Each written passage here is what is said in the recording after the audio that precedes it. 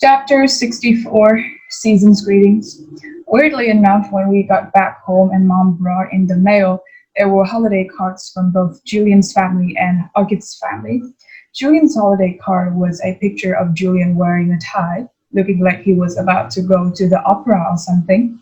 August's holiday card was of a cute old dog wearing reindeer antler, a red nose, and red booties. There was a carton bubble above the dog's head that read, Ho, ho, ho. On the inside of the card, it read, To the Will family, peace on earth. Love, Nate, Isabel, Olivia, August, and Daisy. Cute card, huh? I said to Mom, who had hardly said a word to me all the way home. I think she honestly just didn't know what to say. That must be their dog, I said. Do you want to tell me what's going on inside your head, Jack? She answered me seriously. I bet you they put a picture of their dog on the card every year, I said. She took the card from my hands and looked at the picture carefully. Then she raised her eyebrows and her shoulders and gave me back the card. We are very lucky, Jack. There's so much we take for granted. I know, I said. I knew what she was talking about without her having to say it. I heard that Julian's mom actually photoshopped August's face out of the class picture when she got it. She gave a copy to a couple of the other moms. That's just awful, said Mom. People are just, they're not always so great. I know. Is that why you hit Julian? No. Then I told her why I punched Julian, and I told her that August was my ex-friend now. And I told her about Halloween.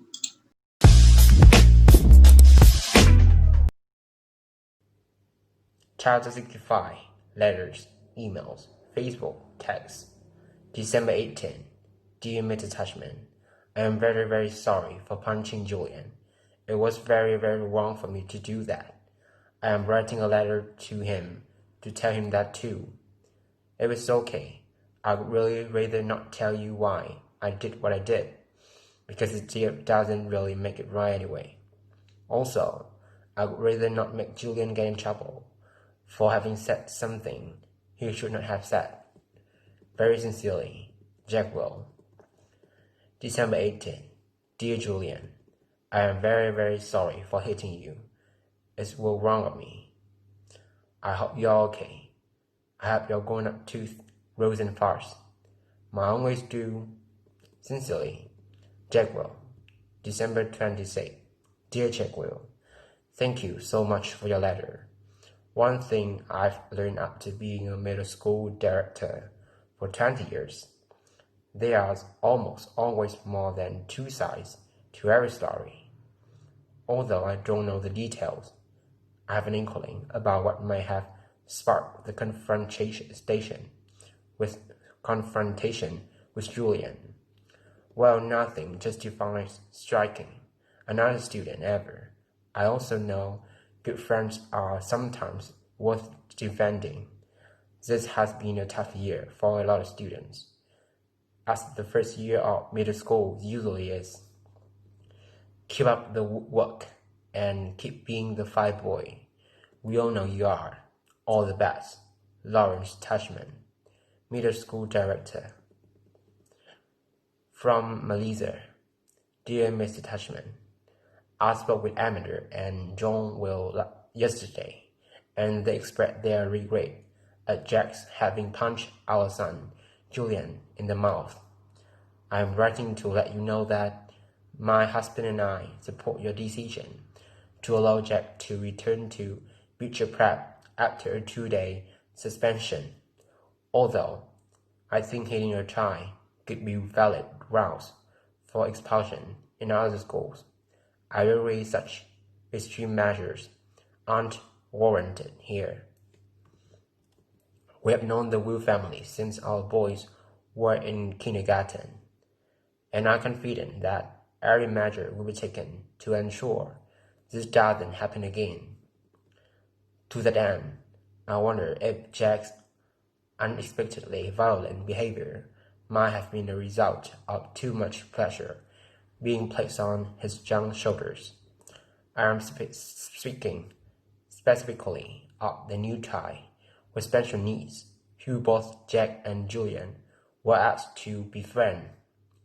In retrospect, and having now seen the child in question at various school functions and in the class pictures, I think it may have been too much to ask of our children to be able to process all that. Certainly, when Julian mentioned he was having a hard time befriending the boy, we told him he was off the hook in that regard. We think the transition to middle school is hard enough without having to place greater burdens or hardships on these young, impressionable minds. I should also mention that as a member of the school board, I was a little bit disturbed that more consideration was not given during this child's application process to the fact that Beecher Prep is not an inclusion school. There are many parents, myself included, who question the decision to let this child into our school at all. At the very least, I am somewhat troubled that this child will not held to the same stringent application standards, i.e. interview, that the rest of the incoming middle school students were. Best, Melissa Pepper Albans. From Mr. Tushman Mr. Tushman, subject Jackwell. Dear Mrs. Albans, thank for your letter, thank for your email, outlining your concerns. Were I not convinced that Jackwell is extremely sorry for his actions, and were I not confident that he would not repeat those actions, rest assured that I would not be allowing him back to Beecher Prep. As for your other concerns regarding our new student, August, please note that he does not have special needs. He is neither disabled, handicapped, nor developmentally delayed in any way.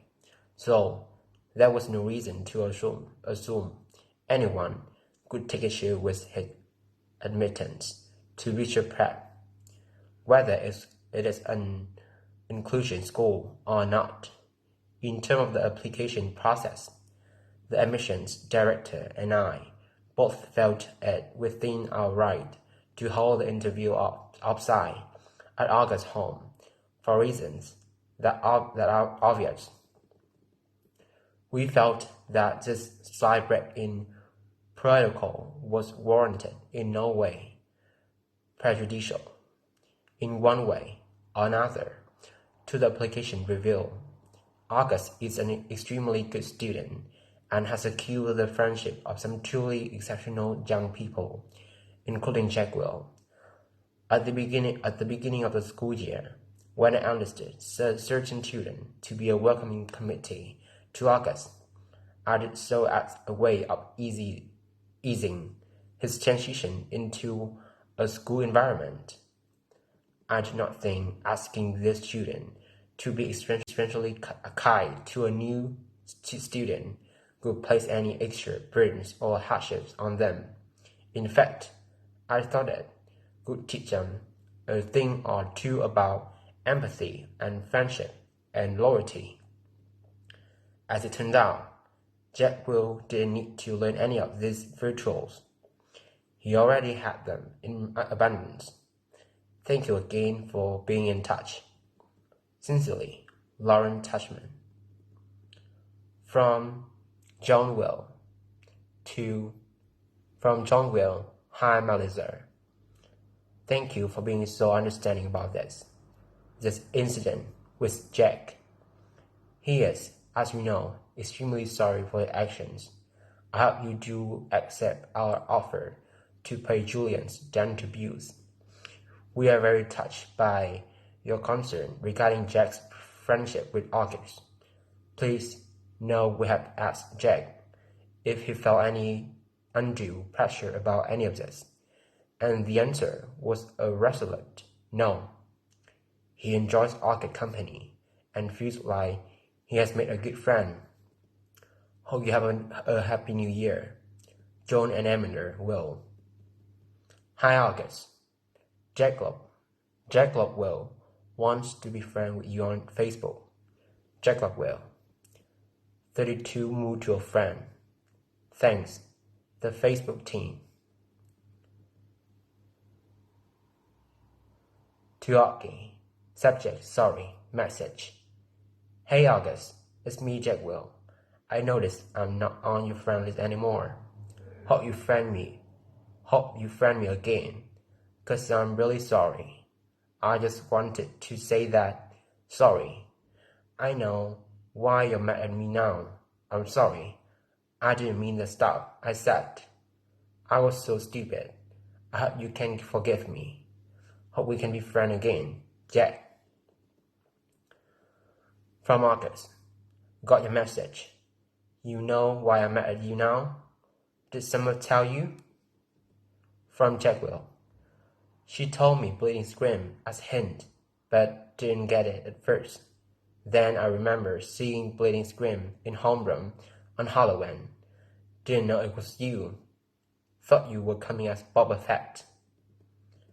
From August. I changed my mind at the last minute. Did you really punch Julian?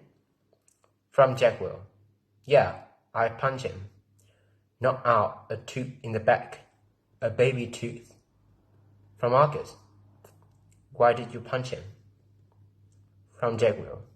I don't know. From August. Liar. I bet he said something about me. Right? From Jackwell. He's a jerk. But I was a jerk too. Really, really sorry for what I said, dude. Okay? Can we be friends again? From August. Okay. From Jackwell. Awesome. From August. But tell me the truth, okay? Would you really want to kill yourself if you were me? From Jackwell. No, I swear my life. But dude, I would want to kill myself if I were Julian. From August. Laugh out loud. Yes, dude, we're friends again.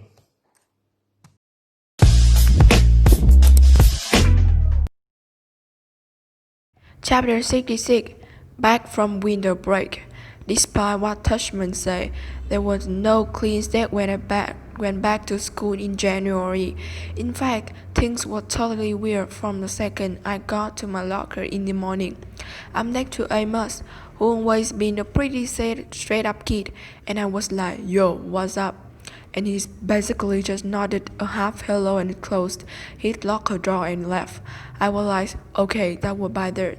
And then I said, hey, what up to Henry, who didn't even bother half smiling but just looked away. Okay, so something's up. This by the two people in less than 5 minutes. Not that anyone counting. I thought I'd try one more time with Tristan, and boom, same thing.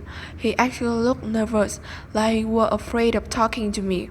I got a form of the plaque now, is what I thought. This is Julian payback. And that's pretty much how it went all morning. Nobody talked to me. Not true. The girls were totally normal with me. And August talked to me, of course. And actually, I have to say both Maxes said hello, which made me feel kind of bad for never ever hanging out with them in the 5 years I have been in their class. I hope lunch would be better, but it wasn't. I sat down at my usual table with Luca and Izal. I guess I thought since they weren't in the super popular group, but were kind of middle of the road jock kids, that I'd be safe with them. But they barely nodded when I said hello. Then when our table was full, they got their lunches and never came back. I saw them find a table way over at the other end of the cafeteria. There wasn't a Julian table, but they were near him, like on the fringe of popularity. So anyway, I had been ditched. I knew table switching was something that happened in the 5th grade, but I never thought it would happen to me. It felt really awful being at the table by myself. I felt like everyone was watching me. It also made me feel like I had no friends. I decided to skip lunch and go read in the library.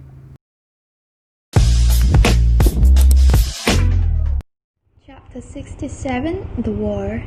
It was Charlotte who had the inside scoop on why everyone was dissing me. I found a note inside my locker at the end of the day. Meet me in room 301 right after school. Come by yourself, Charlotte. She was already inside the room when I walked in. Sup, I said. Hey, she said. She went over to the door, looked left and right, and then closed the door and locked it from the inside. Then she turned to face me and started biting her nail as she talked. Look, I feel bad about what's going on, and I just want to tell you what I know. Promise you won't tell anyone I talk to you? Promise. So, Julian has this huge holiday party over winter break. She said, I mean, huge. My sister friends had her sweet 16 at the same place last year. There were like 200 people there. So I mean, it's a huge place. Yeah, and well, pretty much everybody in the whole grade was there. Not everybody, I joke. Right, not everybody, but like even parents were there, you know. My parents were there too. You know, Julian's mom is the vice president of the school board, right? So she knows a lot of people. Anyway, so basically what happened at the party was that Julian went around telling everyone that you punched him because you had emotional problems. What? And that you would have gotten expelled, but his parent begged the school not to expel you. What? And that none of it would have happened in the first place if Tushman hadn't forced you to be friends with Augie. He said his mom thinks that you, quote unquote, snapped under the pressure. I couldn't believe what I was hearing. No one bought into that, right? I said. She shrugged. That's not even the point. The point is, he's really popular. And, you know, my mom heard that his mom is actually pushing the school to review Augie's application to Beecher. Can she do that? It's about Beecher not being an inclusion school. That's a type of school that mixes normal kids with special needs. That's just stupid. Augie doesn't have special needs. Yeah, but she's saying that if the school is changing the way, they usually do things in some ways. But they are not changing anything. Yeah, they did. Didn't you notice they changed the theme of the New Year art show? In the past years, 5th grades paint self-portraits, but this year they made a dozen ridiculous self-portraits as animals. Remember? So big freaking deal. I know. I'm not saying I agree. I'm just saying what she's saying. I know.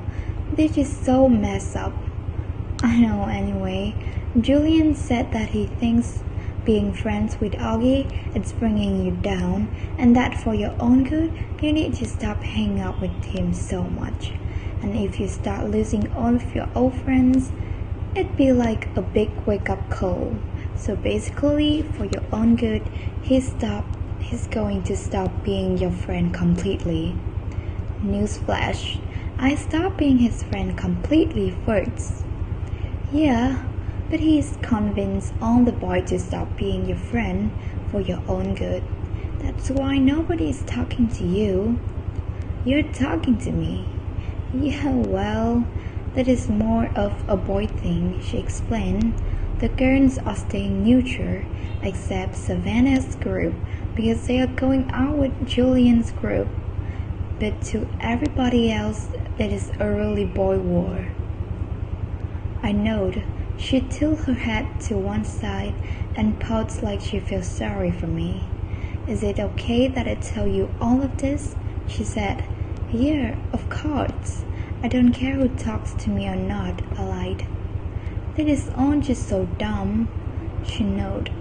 Hey, Does Augie know any of this? Of course not, at least not from me. And Summer? I don't think so. Look, I better go.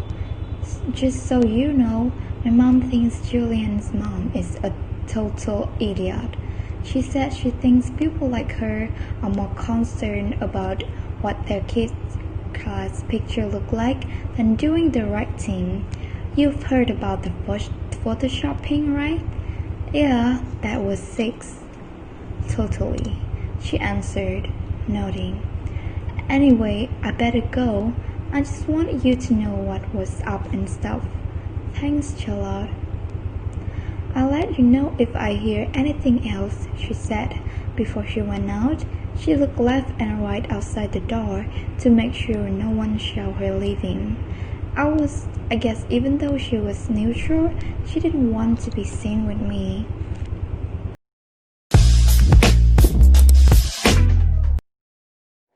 Chapter 68 Stretching Tables.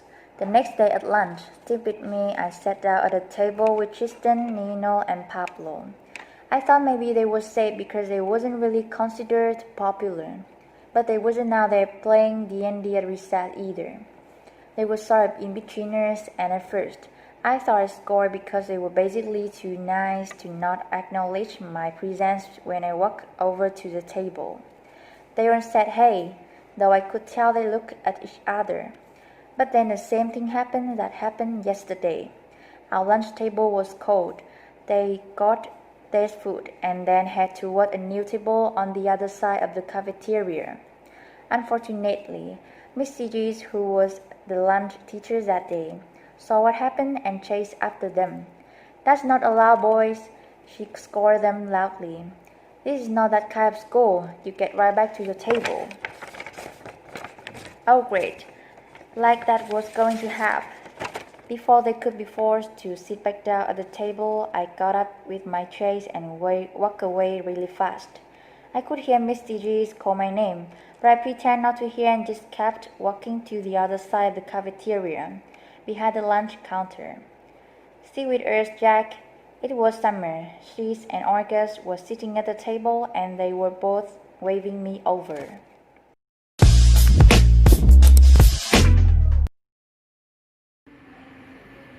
Chapter 69 Why I didn't sit with August the first day of school. Okay, I'm a total hypocrite, I know. That very first day of school, I remember seeing August in the cafeteria. Everybody was looking at him, talking about him. Back then, no one was used to his face or even knew that he was coming to Becher. So it was a total shocker for a lot of people to see him there on the first day of school. Most kids were even afraid to get near him. So when I saw him going into the cafeteria ahead of me, I knew he would have no one to sit with, but I just couldn't bring myself to sit with him. I had been hanging out with him all morning long because we had so many classes together, and I guess I was just kind of wanting a little normal time to chill with other kids. So when I saw him move to a table on the other side of the lunch counter, I purposely found a table as far away from there as I could find. I sat down with Isaiah and Luca, even though I had never met them before. And we talked about baseball the whole time, and I played basketball with them at recess. They became my lunch table from then on. I heard Summer had sat down with August, which surprised me because I knew for a fact she wasn't one of the kids that this man had talked to about being friends with Augie. So I knew she was doing it just to be nice, and that was pretty brave, I thought. So now, here I was sitting with Summer and August, and they were being totally nice to me as always. I filled them in about everything Charlotte had told me, except for the whole big part about my having snapped under the pressure of being Augie's friend, or the part about Julian's mom saying that Augie had special needs, or the part about the school board. I guess all I really told them about was how Julian had had a holiday party and managed to turn the whole red against me. It just feels so weird, I said, to not have people talking to you, pretending you don't even exist. Augie starts smiling. Jothing, he said sarcastically. Welcome to my world.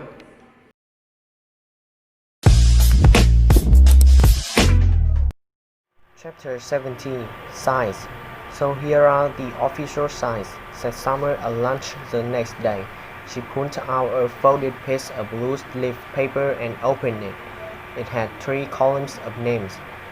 Jack's sign, Jack, August, Red, Mass G, Mass W, Julian signs, Miles, Henry, Amos, Simon, Tristan, Pablo, Nino, Isaiah, Luca, Jack, Tolan, Roman, Ben, Emmanuel, Zil, Tomato, Neutrals, Malik, Remo, Jose, Liv, Ram, Ivan, Russell. Where did you get this? Said Augie, looking over my shoulders as I read the list. Charlotte made it. Summer answered quickly. She gave it to me last period. She said she thought you should know who was on your side, Jack.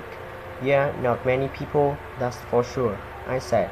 Red is, she said, and the 2 masses. Red, the nerds, are on my side. Don't be mean, said Summer.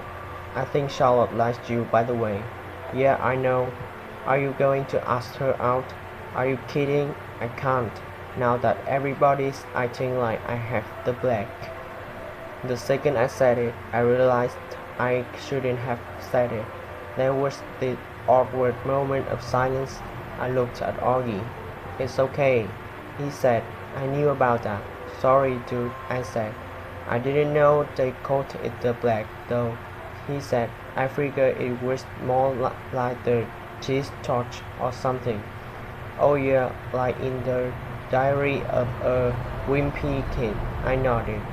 The black actually sounds cooler, he joked. Like someone could catch the black death of ugliness. As he said this, he made air quotes.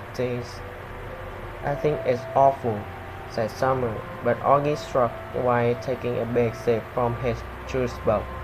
Anyway, I'm not asking Charlotte out, I said. My mom thinks we are all too young to be dating anyway, she answered. What if Red asked you out? I said. Would you go? I could tell she was surprised. No, she said. I'm just asking. I laughed. She shook her head and smiled. Why? What did you know? Nothing. I'm just asking, I said. I actually agree with my mom, she said. I do think we're all too young to be dating. I mean, I just don't see what's the rush in. Yeah, I agree, said August, which is kind of a shame, you know, what with all those babes who keep throwing themselves at me and stuff. He said this in such a funny way that the milk I was drinking came out my nose when I laughed, which made us all totally crack up.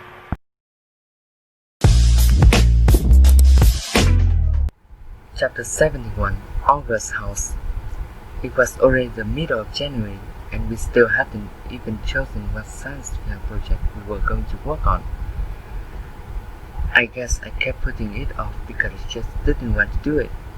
Finally, August was like, "Look, we have to do this, so we want to hit house after school." I was very nervous because I didn't know if August had ever told his parents about what we now call the Halloween incident.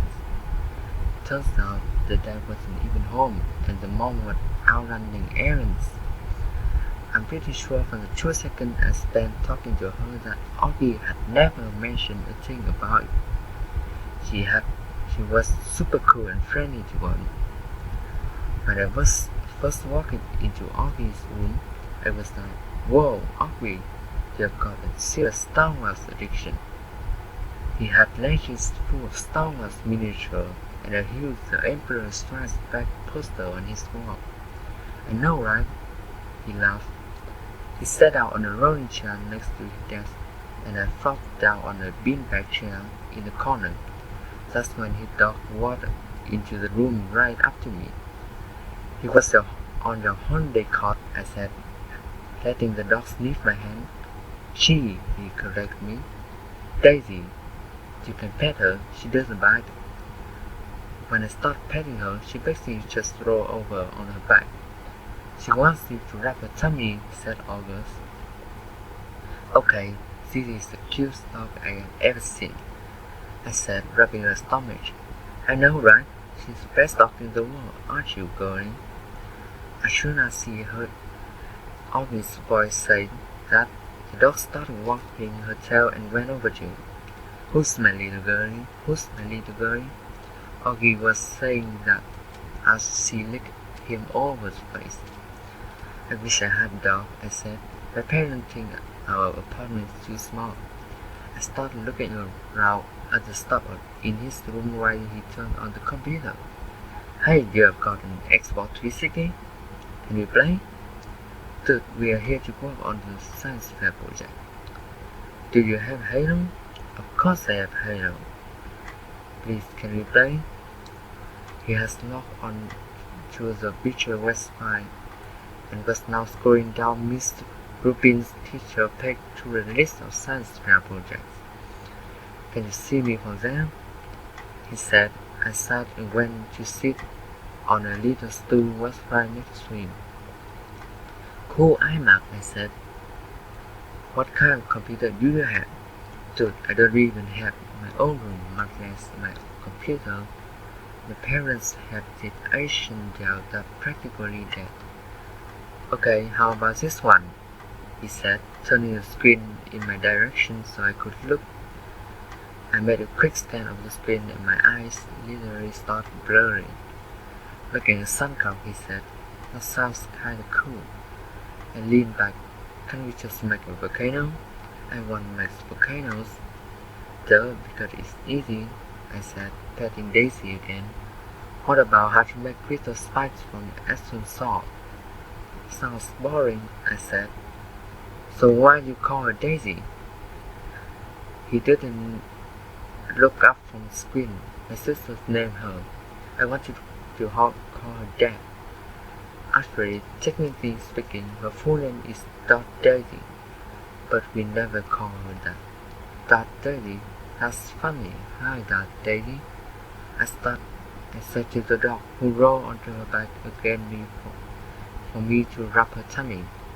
Okay, this one is the one, said August, pointing to a picture on the screen of a bunch of potatoes with wire poking out of them. How to build an organic battery made out of potato. Now that's cool. He say here you could power a lamp with it. You could call it spotlight or something. What do you think? Dude, that sounds way too hot. You know I suck at science. Shut up, you do not. Yeah, I do. I got 54 on my last test. I suck at science. No, you don't.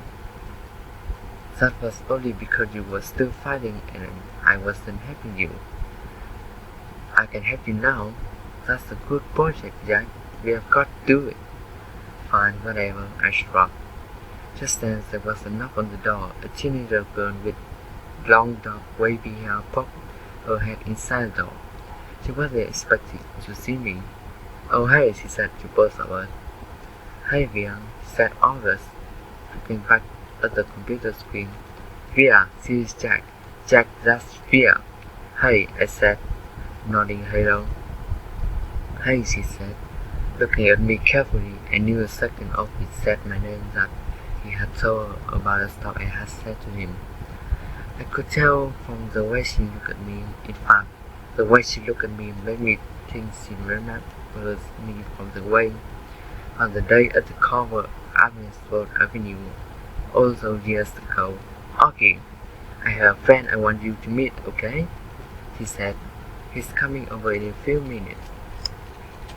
Is he your new boyfriend? Augie teased. Via kicked the bottom of his chair. Just be nice, she said, and left the room. Luce, The sister's heart, I said. I know. She hates me, right? You told about the Halloween incident? Yeah. Yeah. He hates me, or yeah. You told her about the Halloween? Both.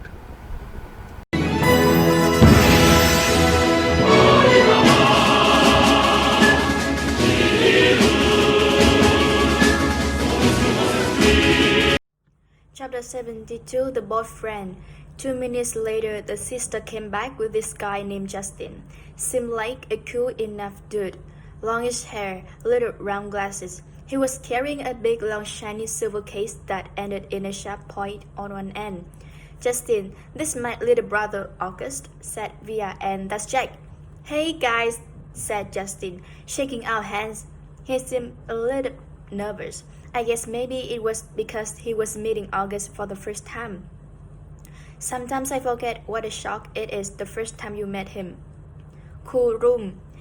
Are you Via's boyfriend? Augie asked mischievously, and his sister put his cap down over his face. What's in your case? I said. A machine gun? Ha, answered the boyfriend. That's funny. No, it's a fiddle. Justin's a fiddle, said Via. He's in a Zydeco band. What the heck is a Zydeco band? Said Augie, looking at me. It's a type of music, said Justin, like Creole music. What is Creole? I said. You should tell people that's a machine gun, said Augie. Nobody will ever mess with you. Ha, I guess you're right, Justin said, nodding and tucking his hair behind his ears. Soul is the kind of music they play in Louisiana, he said to me. Are you from Louisiana? I asked.